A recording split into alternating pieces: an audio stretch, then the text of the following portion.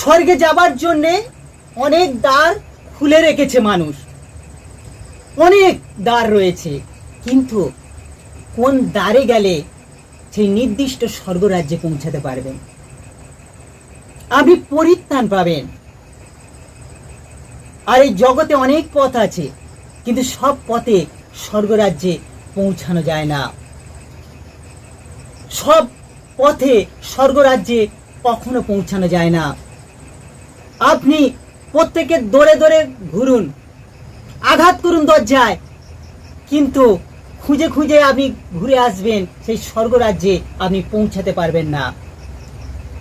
যদি বলেন আমি দিল্লি যাব, বলে যদি মাদ্রাজ মেলেতে চড়েন, সেই মাদ্রাজ মেলেতে যদি ট্রেনেতে যদি আপনি চড়েন, কখনো পারবেন না দিল্লি পৌঁছাতে। আপনাকে নির্দিষ্ট ট্রেনে, ঠিক ট্রেনেতে আপনাকে উঠতে হবে।